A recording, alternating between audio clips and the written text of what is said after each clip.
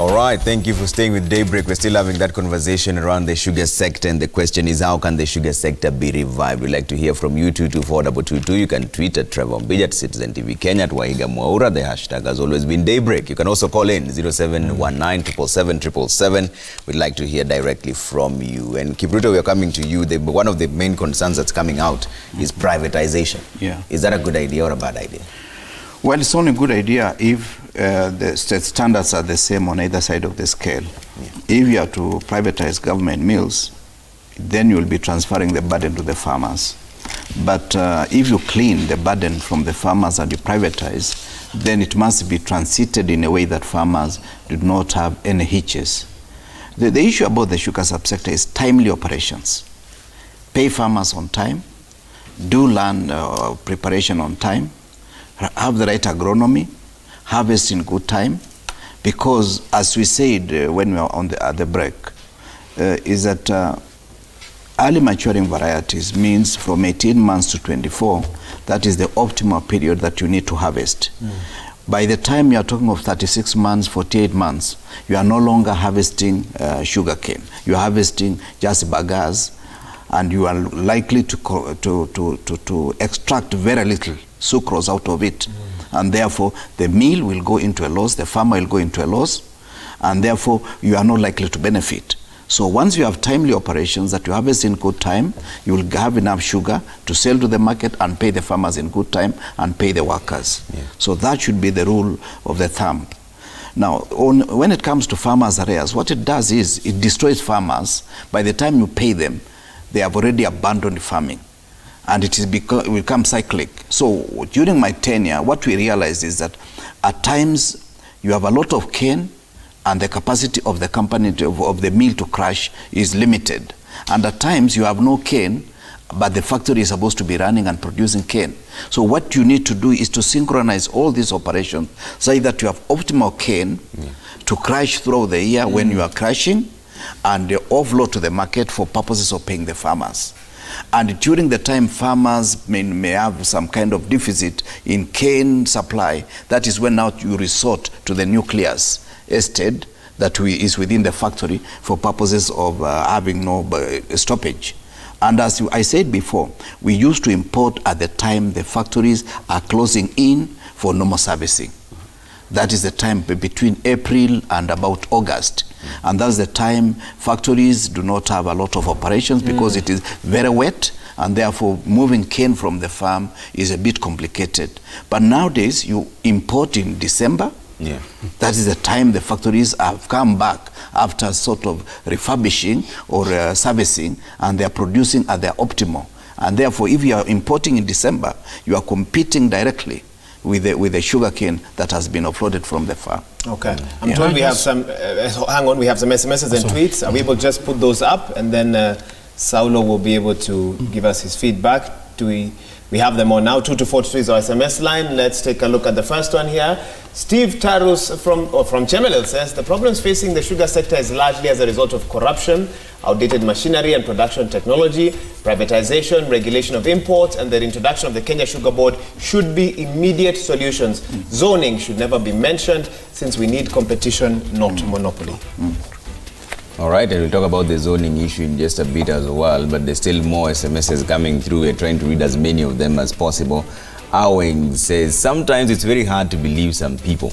People like Busolo who hold high seats in the sugar industry and have done nothing to help the industry, are now telling us many things he did not do during those days when he was in leadership. I wonder a lot if it's not only for leadership they want. Now he's championing for soko huru, something that will hamper the cane production to sustain the industry due to mistrust.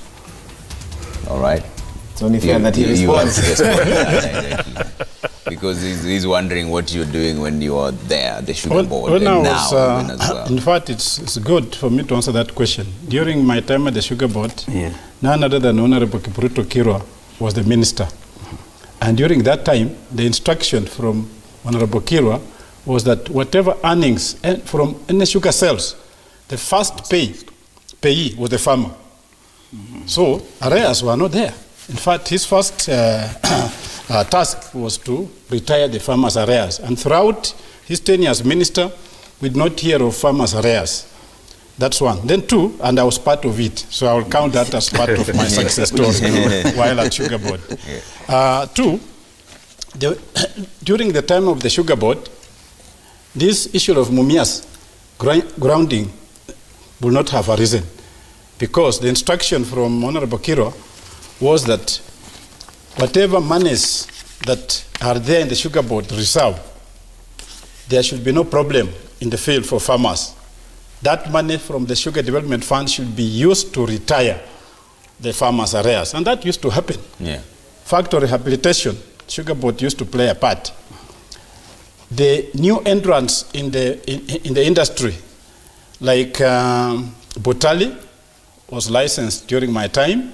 I take credit. Any farmer in Botali knows that I was instrumental in assisting Sokohuru there, so that they had the choice instead of being dependent on one factory.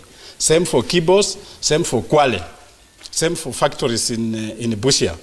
So those are kudos to Saulo Busolo. Is the Sokohuru project working? Because that's one of the things he's raising. In fact, is the key.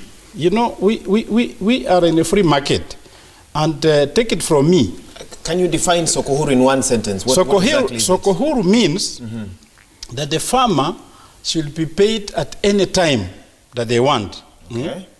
That is the real meaning of Sokohuru. It's just that it's not been articulated well.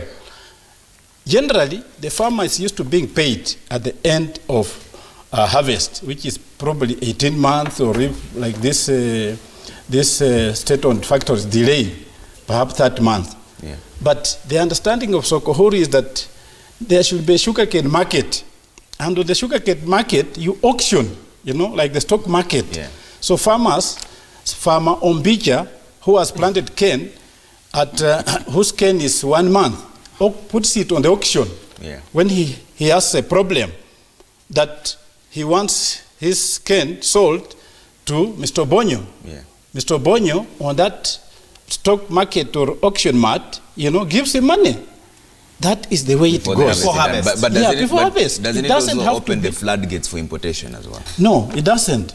Importation, you know, is regulated. Where there are problems with the importation is where it's unregulated. What happened last year was government, Treasury and Klimo did it unilaterally without regard to the laid down regulations. Yeah. So that's where imports are a problem. When there's regulation, like this Uganda business that people are talking about, it's not an issue for me, as long as it's regulated.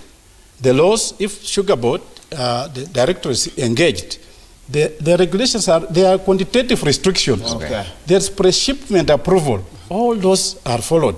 Although but when the bureaucrats corners in this country, when the bureaucrats take over, then there's a problem. Then there's a problem. Bonyo, I know you have some thoughts you want to share, but a quick thought. Sure. Economist David D, in an article where he spoke about the sugar sector, says that policymakers who introduced sugar growing to Western Kenya, in a sense, made the first mistake, because they introduced a crop that is capital intensive, requires large production for profit, I think low productivity. So how would you compare sort of the fortunes of those who grew up on sugar versus those who have been in a tea area or a coffee growing area? Give us that perspective even as you respond. Thank you. I think first of all, let me say that from what I've learned over the years, the decision to have largely Western Kenya produce sugarcane was as a result of the favorable climate that side. Yes. I think you would not have sugarcane produced in some places, let's say like Marsabit, because the conditions are not allowing. So once they did that, then it was very strategic. And I think if you look at other crops like coffee and tea, the country was sort of segmented. Yes. So that we have each particular part of the country produce a particular crop that would actually lift their fortunes. And I want to believe a lot of trials and research was done before this happened. Coming back to what he says, that the policy was unfair. I think the policy was okay. It's only that how it was managed, because a lot of politics took center stage. If you want to look at the coffee sector, for example, how many times have we seen government bailout of the coffee sector? How many times have we seen the government in every other budget allocating funds to develop the coffee industry? If you look at tea, the same thing. And you see with all these things managed properly, then you see the fortunes of, let's say, tea farmers. Every year we do stories around tea bonuses being paid, and there's always a flock kind of humanity that you see. Why does that happen? Doesn't that happen to the sugar sector? Some of these things are very deliberate and politically deliberate. We have to say it as, because at one point there was a very vocal sugar belt members of parliament. They used to caucus and advocate for issues that wanted to be done in the sector. We no longer hear about that. If you see an MP or two talking about this thing, probably it's, I should say, sponsor. Have they been captured? Yes, or sponsored by interested parties. Interested parties. So even the representatives who are supposed to safeguard the industry in parliament are no longer doing that. I think they see that it is no longer viable. And the reason why they still do it is simply because they're representatives of the people. Allow me just to comment briefly on what Chairman Busoli is talking about, Soko Huru. It's a brilliant idea for an ideal market. But in the current situation where we are, it will breed brokers. Because if I'm a farmer and I'm desperate, and I go to the Soko Huru and say, hey, I have cane here, 20 acres, and I need somebody to buy it while it matures, then we know people who've always had the tenderpreneurs, and they've got this loose cash and everything. They'll always come buy it at a price that they want, then sell it and make a kill. So I think that would be my only problem with the Soko Huru. If it was Soko Huru in the sense that do away with zoning. If I'm a farmer, then I'm in a market and I'm allowed to sell my sugarcane to any factory that I so wish.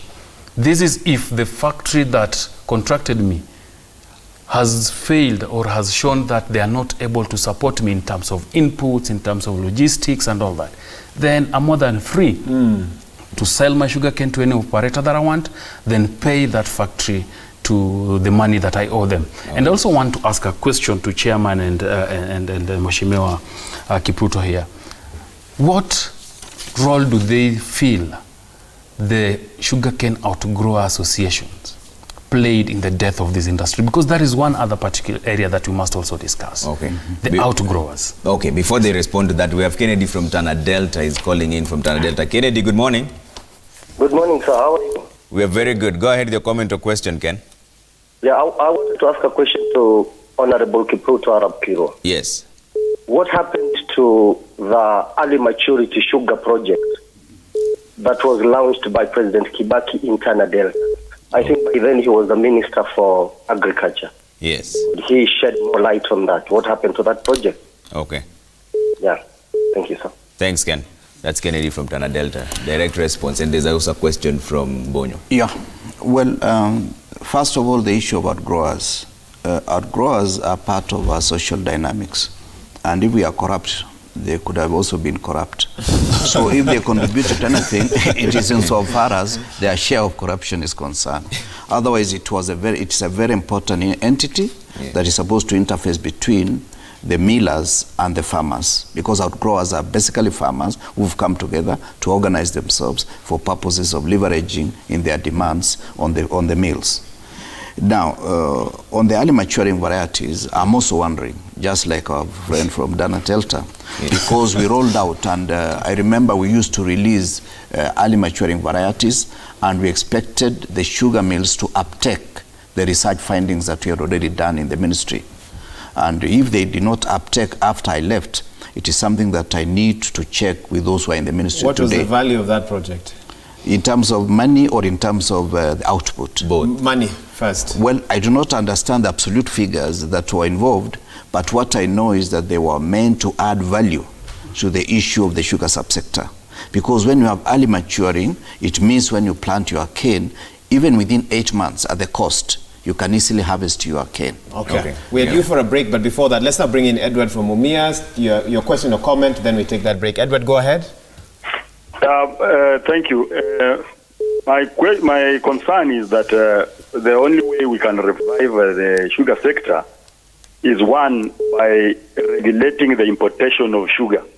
Okay. Two, we have sugar factories that have been allowed to import sugar. See, they lose interest in the cane in the farm because they are getting more money in importing sugar. Then 3, we need to revive the outgrower institutions because they are the experts in the cane development. They are taking care of the cane so that the factories can get the cane for crushing for sugar. Okay, thank you. That's Edward from Mumias. What we're going to do, we're going to take a quick break. When we return, each of our guests will get a chance to respond to those questions and others that you may be sending. You're watching Daybreak.